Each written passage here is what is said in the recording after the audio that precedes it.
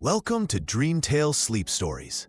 Tonight's reading is The Painting That Moves. Settle into your bed or sofa and let your shoulders, jaw, and eyelids grow heavy. Inhale slowly, 1, 2, 3, and sigh the air away, allowing the day to fade into quiet dark. With every soft inhale, you invite fresh English phrases. With every gentle exhale, stray thoughts drift farther off.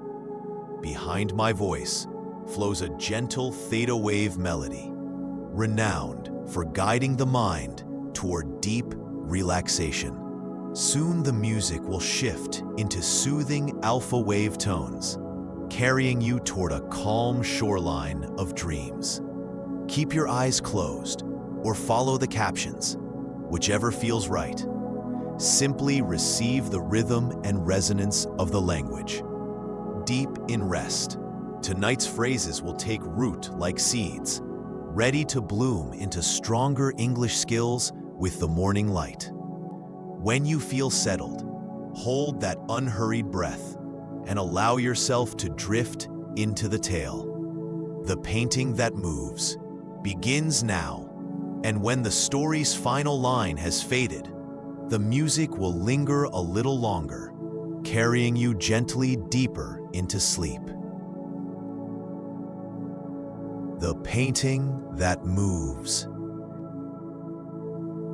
Jack was a 12-year-old boy who loved art more than anything else. Every day after school, he went to the City Art Museum, where his mother worked as a guard. While she watched the paintings during the day, Jack helped clean the floors and dust the frames in the evening. The museum was very old and had many famous paintings. Jack knew all of them by heart. There was the portrait of Lady Elizabeth with her blue dress, the landscape of the mountains at sunset, and the still life with fruits and flowers. But his favorite was the painting of Princess Aurora in her golden dress, standing in a beautiful garden. One Friday evening, Jack was cleaning alone in the main hall. His mother was checking the doors in another part of the museum. As he dusted the frame of Princess Aurora's painting, something strange happened. The princess's eyes moved. Jack stepped back in surprise and rubbed his eyes.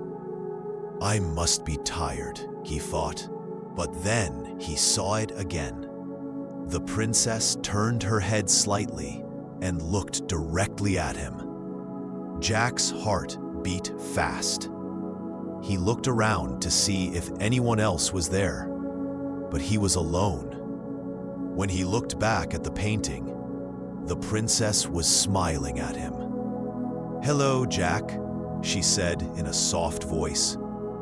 Jack nearly dropped his cleaning cloth. "You can talk?" "Of course I can talk," Princess Aurora laughed. "We can all talk and move when the museum is closed. But you're the first person to see us." "We?" Jack asked, still not believing what was happening. "All of us in the paintings," the princess explained. "Look around." Jack turned and saw that all the paintings in the hall were moving. Lady Elizabeth was waving her fan. The mountains in the landscape were changing colors as if the sun was really setting, and the fruits in the still life were rolling around the table. "This is amazing," Jack said. "How long has this been happening?" "For as long as the museum has existed," Princess Aurora said. "We come alive every night, but we must return to our exact positions before morning. It's the rule." Jack spent the next hour talking with the paintings. Lady Elizabeth told him stories about her life in England 200 years ago. The farmer in the landscape painting sang folk songs. Even the cat in one small painting meowed and played. Everything was wonderful until something terrible happened. Princess Aurora decided to step out of her frame to show Jack her golden shoes. She put one foot out, then the other, and suddenly she was standing in the museum hall. "Oh, this feels strange," she said, looking at her hands. "I haven't been out of my frame for, well, never." "You should go back," Lady Elizabeth called from her painting. "Remember the rule." But Princess Aurora was too excited. She walked around the hall, touching the walls and looking at the other paintings from different angles. "Just for a few minutes," she said. "I've always wondered what it would be like." Suddenly, they heard footsteps. Jack's mother was coming back. Princess Aurora tried to jump back into her frame, but something was wrong. She couldn't get in. It was like there was an invisible wall blocking her. "I can't get back," she cried. "Help me." Jack's mother's footsteps were getting closer. Jack quickly hid Princess Aurora behind a large statue. His mother walked through the hall, checked that everything was in place, and continued to the next room. "What are we going to do?" Princess Aurora asked, tears in her eyes. "If I'm not in my painting by sunrise, I'll disappear forever." Jack looked at the clock. It was already 9 o'clock. They had only 10 hours until sunrise. "Don't worry," he said, trying to sound braver than he felt. "We'll find a way." Lady Elizabeth called from her painting. "You need to find the museum keeper. He's the only one who knows how to put us back." "Who is the museum keeper?" Jack asked. "He's in the oldest painting in the museum," Lady Elizabeth explained. "In the basement storage room. But be careful. That room is full of forgotten paintings, and not all of them are friendly." Jack knew the basement well. It was dark and dusty, full of paintings that were too old or damaged to display. He had always been a little scared of it, but now he had no choice. "Come on," he said to Princess Aurora. "We need to hurry." They quietly went down the stairs to the basement. Jack turned on his flashlight and led the way through the narrow corridors lined with covered paintings. Some of the covers moved as they passed, and Jack heard whispers and strange sounds. At the end of the corridor, they found a very old painting in a golden frame. It showed an elderly man with a long white beard, sitting at a desk covered with books and scrolls. "Excuse me," Jack said politely. "Are you the museum keeper?" The old man looked up from his book. "Ah, visitors. It's been many years since anyone came to see me. What brings you here, young man?" Jack explained what had happened. The museum keeper stroked his beard thoughtfully. "Ah, yes, the stepping out problem. It happens sometimes when a painting person feels too much joy or curiosity. The solution is simple but not easy." "What do we need to do?" Princess Aurora asked hopefully. "You must find your true essence," the museum keeper said. "Every painting person has an object in the museum that connects them to their painting. For Princess Aurora, it would be something from her time period that carries her energy. Find it and touch it while thinking of your home painting, and you'll be able to return." "But how do we find it?" Jack asked. "That's the hard part," the museum keeper admitted. "It could be anywhere in the museum. You'll know it when Princess Aurora touches it. It will glow with a golden light. Jack and Princess Aurora thanked the museum keeper and hurried back upstairs. They had to search the entire museum before sunrise.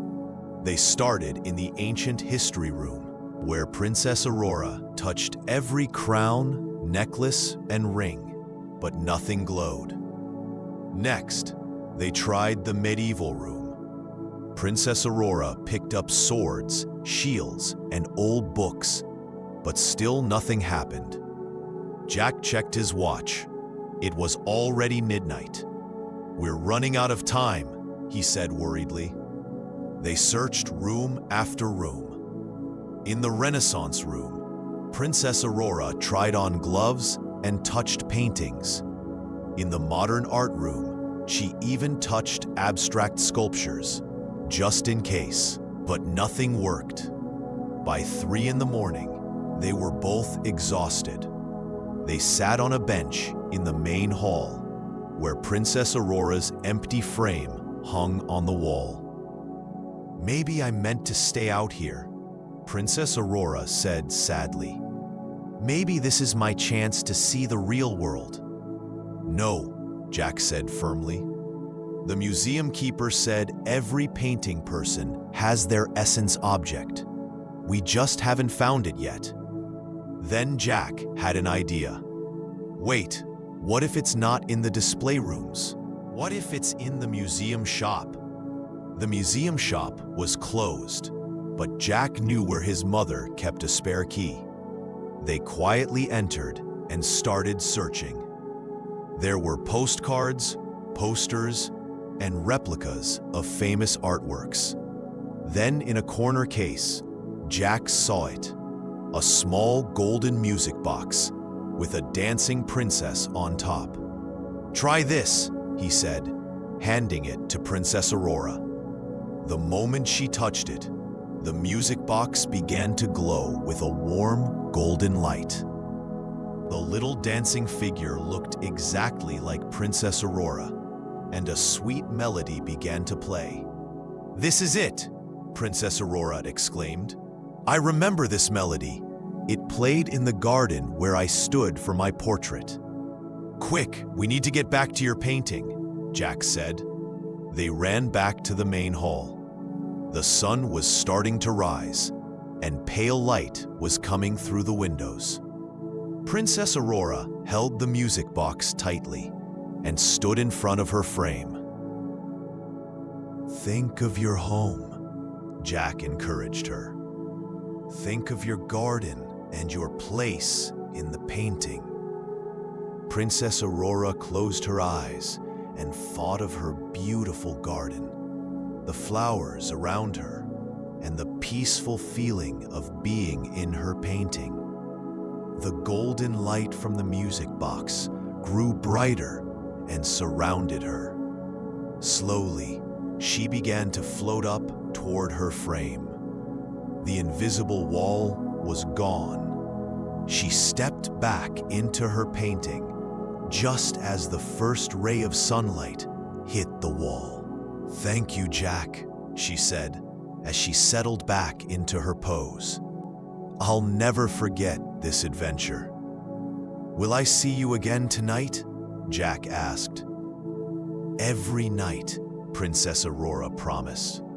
"But I'll stay in my frame from now on. Some adventures are better as memories." Jack put the music box back in the shop and locked the door. When his mother finished her morning check, she found him asleep on the bench, his cleaning cloth still in his hand. "Jack, wake up," she said gently. "You worked too hard last night." Jack opened his eyes and immediately looked at Princess Aurora's painting. She was perfectly still, but he could swear he saw her wink at him. From that night on, Jack continued to help at the museum. He talked with the paintings every evening and became friends with all of them. He learned history from Lady Elizabeth, geography from the landscape paintings, and even some royal manners from Princess Aurora. But he never told anyone else about the secret. Some magic, he knew, was meant to be kept safe. And whenever visitors admired Princess Aurora's painting during the day, saying how lifelike she looked, Jack would smile to himself, knowing just how true that was. The museum keeper had been right. Every painting person had their essence in the museum, connecting them to the real world while keeping them safe in their painted homes. And Jack felt lucky to be the guardian of their secret, the friend who helped them when they needed it most. Years later, when Jack grew up and became a famous artist himself, he always painted with extra care, knowing that someday, somewhere, his paintings might come alive too. And he always made sure to paint happy scenes, filled with joy and wonder, just in case. The museum still stands today, full of beautiful paintings. And if you visit after closing time and listen very carefully, you might hear whispers and laughter coming from the frames on the walls. But remember, this is a secret between you and the paintings. Some magic is too special to share with the world.